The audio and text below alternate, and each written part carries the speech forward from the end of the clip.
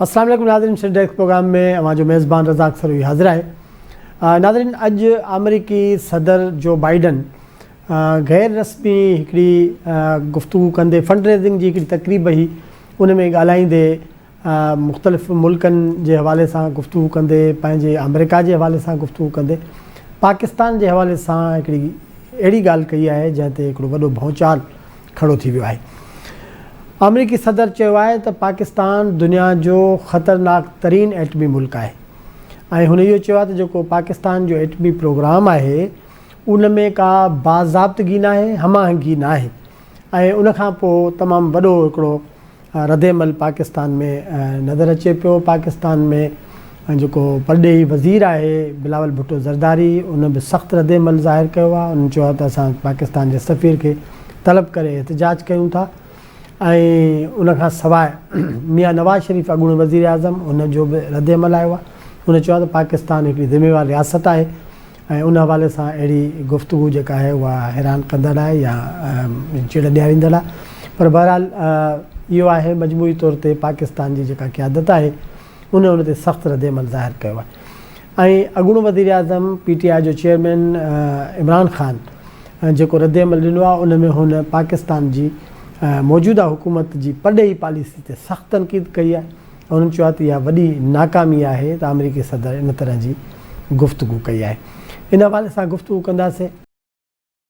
मूंखे स्टूडियो में जॉइन कयो आहे सीनियर सहाफ़ी ऐं तजनिगार साईं सोहेल सांगी साहब। साईं अस्सलाम वालेकुम, तव्हांजी वॾी महिरबानी सर, वेलकम चवां थो तव्हांखे। सोहेल साहब, अॼु बिलावल भुट्टो ज़रदारी साहब जो बाइडन जी तकरीर ते या गुफ्तगू ते रद्देमल ॾिनो, हुन प्रेस कॉन्फ्रेंस कई ऐं असां वटि उहा क्लिप मौजूदु आहे। नाज़रीन खे उहा ॿुधायूं था ऐं पोइ पाण गुफ्तगू खे शुरू था कयूं। जी हलायो हिनखे। As far as President Biden's statement is concerned, I have discussed it with the Prime Minister, and we have summoned the Ambassador of the United States to Pakistan, Mr. Donald Bloom, to the Foreign Office of Pakistan for an official démarche. As far as the question of the safety and security of Pakistan's nuclear assets are concerned, we meet each and every international standard in accordance with the IAEA as far as the safety and security of our nuclear assets. As far as I'm concerned, in our neighborhood, if there is any questions as to nuclear safety and security, then those questions should be directed to our neighbor India. I am surprised by the remarks of President Biden. I believe this is exactly the sort of misunderstanding that is created when there is a lack of engagement. Sohail साहब, बिलावल भुट्टो ज़रदारी जो रद्देमल तव्हां ॿुधो, उन्हनि चयो आहे त हीअ हिकिड़ी misunderstanding आहे का ऐं हुन में हुन इंडिया जो नालो बि वरितो आहे। हुन इहो चयो आहे त जेका इंटरनेशनल जेका एजेंसी आहे जेका हिन सर्टिफाई कंदी आहे या वेरीफाई कंदी आहे शयुनि खे, असां उन खां असांजो प्रोग्राम जेको आहे कई भेरा तस्दीक थियल आहे त हीअ महफ़ूज़ आहे ऐं इंतिहाई माना ज़िमेदाराना आहे। तव्हां छा चवंदो? हूं त पाकिस्तान जो जेको एटमी प्रोग्राम आहे या ॿिया बि जेके एटमी मुल्क आहिनि, उहे जेका इंटरनेशनल एजेंसी आहे उन वटां छा उनजा ज़ाब्ता आहिनि, उन में उहो सॼो उनखे ॿुधाईंदा रहंदा आहिनि, रिपोर्ट कंदा रहंदा आहिनि ऐं पाकिस्तान बि उन मुताबिक़ ई अमल कंदो रहियो आहे। पर उन में जेको सभ खां अहम ॻाल्हि थिए थी त इहे त थिया पंहिंजी जाइ ते, पर उन बावजूदि बि जेकॾहिं तव्हां वटि उहा एटमी ताक़त आहे, उहे सभु तव्हां वटि जेके बि शयूं पियल आहिनि उन मां तव्हां केॾी महिल छाकाणि जो करे सघो था, तंहिंजे करे मुख़्तलिफ़ मुल्क जेके आहिनि उन ते ॻणती जो इज़हार कंदा रहंदा आहिनि। इहो सॼो उन जो हिकिड़ो पार्ट जे तौर ते आहे। पर उन खां वधीक जेको मतिलबु त जो बाइडन जे इन बयान जा 2-3 शयूं तमामु अहम सम्झण जूं आहिनि। हिकिड़ी ॻाल्हि इहा आहे त हिन जेका इहा तकरीर कई आहे, जेको ॻाल्हायो आहे, उहो पार्टी जी फंड रेज़िंग जेका उन्हनि जी आहे उन हवाले सां हिकिड़ी जेका गैदरिंग आहे उन में उन इहो ॻाल्हायो आहे। जी जी त उन जे हूअं हिकिड़ो थींदो आहे न भई अमरीकी प्रेसिडेंट बाक़ाइदे हिकिड़ो फॉर्मल स्टेटमेंट ॾे, उहा हिकिड़ी शइ आहे।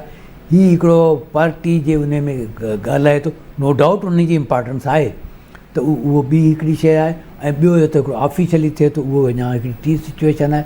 हिकिड़ो त इहो आहे, ॿियो इहो आहे त उन जे बावजूदि हिन जी इम्पॉर्टेंस आहे छाकाणि जो उहा अमरीका जे अंदरि कहिड़े क़िस्म जी पाकिस्तान जे बारे में फील आहे, या उहे कहिड़े क़िस्म जे पॉलिसियुनि खे अमरीका जेको आहे सो अमरीका जो माण्हू या उते जेके लॉबीज़ आहिनि उहे पसंदि कनि थियूं या वठी वञनि थो। त इहो हिकिड़ो तमामु उन तरफ़ इशारो करे थो। त मतिलबु इहो थियो त उते इहा शइ लॉबीज़ में इहा शइ मौजूदु आहे, जंहिंखे अमरीकी सदर जो बाइडन उन खे एड्रेस करण जी या उन खे अपील करण जी हिकिड़ी कोशिशि कई आहे। ॿी त इहा शइ आहे। टी शइ जेका इन में तमामु अहम आहे उहा इहा आहे त हिन वक़्तु पाण वटि सॼे इन रीजन में ख़ासि तरह सां रीजन इन द सेंस ही चीन खां वठी पोइ इंडिया, पाकिस्तान, अफगानिस्तान, ईरान, इन ताईं मतिलबु त हिकिड़ो सॼो अमरीकी पॉलिसियूं तब्दील थियूं आहिनि ऐं बल्कि उहे तब्दील थियनि पियूं। उहे उन में जेको अमरीका जे फ़ौजियुनि जो जेको विथड्रॉल थियो अफ़गानिस्तान खां, तॾहिं खां उहा ॻाल्हि मतिलबु त अमली तौर ते उन में इम्प्लीमेंट थियणु शुरू थी, उहा अॻिते वई। उनखां पोइ जेको सॼो इहे शयूं आयूं त हींअर तव्हां ॾिठो ॿुधो हूंदो त भई ख़ुदि चीन में उते बि जेका आहे सो जेको हुकुरान जमात आहे कम्युनिस्ट पार्टी ऑफ चाइना, उन जी कांग्रेस थियण वारी आहे। उन कांग्रेस जे मौक़े ते उते कुझु मुज़ाहिरा थिया आहिनि, जंहिंजे पाण वटि डान में कुझु ॿियनि हंधनि ते शयूं रिपोर्ट थियूं आहिनि ऐं चङा ख़ासा वॾा मुज़ाहिरा आहिनि। त उते उन्हनि जो इहो आहे त जेको सिटिंग पार्टी चीफ ऐं जेको हुकूमत जो हेड आहे, उन जे ख़िलाफ़ु हिकिड़ा शयूं कुझु थियनि पियूं, उहे चाहिनि पिया। ॿिए तरफ़ जेको आहे इहो मूव आहे त उते इहो आहे त भई हीउ जेको सिटिंग प्रेसिडेंट आहे उहो चाहे पियो त आउं ताहयात सदर थियां वग़ैरह वग़ैरह जेकी कोशिशूं थींदियूं आहिनि इक़्तिदार में रहण जूं। अच्छा, टे पासे इहो असां जेकॾहिं ॾिसूं त ईरान में, हा, ईरान में वॾे पैमाने ते मुज़ाहिरा थिया आहिनि न। ज़ाहिर त जेको बि उते जी हिकिड़ी सफोकेशन आहे, माण्हू हिकिड़ी आज़ादी चाहिनि था, माण्हू हिकिड़ी बाक़ाइदा फ्रीडम स्पीच ॻाल्हाइण जी, ॿोलाइण जी जमहूरियत, इहो सभु चाहिनि था। त उहो उन कॉन्टेस्ट में थियनि थियूं, उन कॉन्टेस्ट में थियनि थियूं। ज़ाहिर त अमरीका इन्हनि ॿिन्ही शयुनि खे कंहिं तरीक़े सां इस्तेमालु कंदो, करे सघे थो। हर को माण्हू इहो चाहींदो, हर को मुल्क इहो कंदो आहे। त उन कॉन्टेस्ट में मूंखे लॻे थो हिते हिकिड़ी वॾी मतिलबु तब्दीली पूरे हिन रीजन में हिकिड़ी आहे। उहा रीजन में आहे त पोइ उन मौक़े ते बिल्कुलु इहा सूरत हाल थिए थी त जॾहिं पाकिस्तान में जेनेवा ठाह थियो ऐं उनखां पोइ पाकिस्तान जी फौरी तौर ते अमरीका वटि अहमियत घटिजी वई हुई ऐं एतिरे क़दुरु जेको पाकिस्तान जे लाइ ॾाढी ॾुखियाई पई थिए इन सॼे जेके बि पंहिंजा मामला हलाइण में।